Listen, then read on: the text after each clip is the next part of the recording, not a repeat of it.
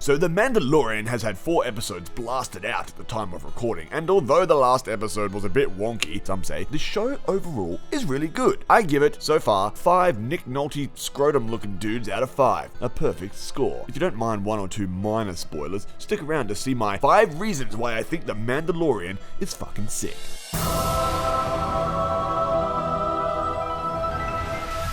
Excellent pacing. The shorter episodes allow for tight pacing, which removes filler stuff. Now, a lot of people hate so-called filler episodes, a term I think is mostly garbage just because the main story or whatever slows down sometimes. This is often to make way for character development or just for fun. That being said, in The Mandalorian, there is plenty of filler, but that's kind of the point. It's just weird and wild adventures, but due to the shorter runtime, even the so-called filler bits don't seem to drag, and even though it's not non-stop action per se, the lulls are short, and so it's not easy to get distracted, making the pacing excellent. Some people don't like the shorter runtimes, but I think it works well for the reasons just mentioned. It's not a drag, man. It feels like a video game. Is this good or bad? Due to the era we live in, and my generation, perhaps the first generation to grow up with an already established video game culture, this kind of stuff really resonates with the viewers, and with me! Though I rarely have time to smash all the games I want, I do enjoy my games when I get a chance. The Mandalorian cruising around different stages, leveling up his armor and weapons, potentially assembling a crew. That's my prediction. It really hits that dopamine fix. It feels like a solid RPG, and I like that. It has an old spaghetti western feel, but in space! Kind of like Firefly did, but less on the nose, and I think this style of lone gunman is making a comeback in a way with the likes of one-man killer machines such as John Wick. Unstoppable one-man or woman killing machines was such an 80s, 90s thing like a Terminator or an Ellen Ripley or a Clint Eastwood.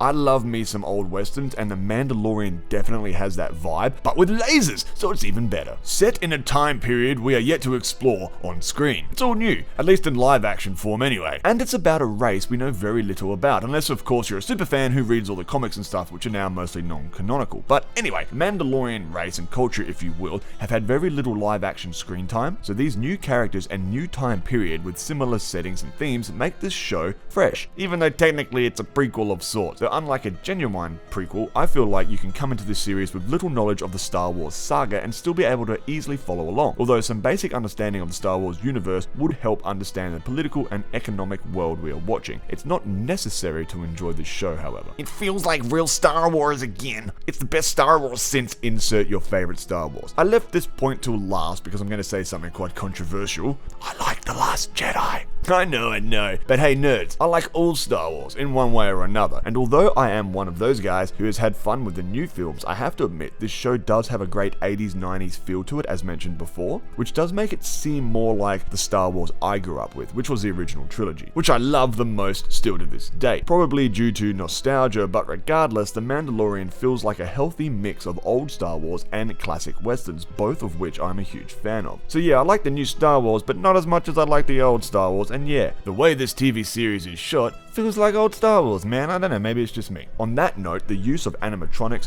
puppets and shit totally helps create that feeling. Baby Yoda is mostly a puppet, which I love. Now I could go on about the stylistic choices, the music, which I love, the cinematography, the casting and so on, all of which are great, but I have to go do a poo. So I'll leave you with those 5 reasons why I think The Mandalorian is a killer show thus far. Why do you think The Mandalorian is so good? Or do you think it sucks giant furry ball sacks? Leave a comment below and let's get a friendly discussion going. Thanks for watching, friends.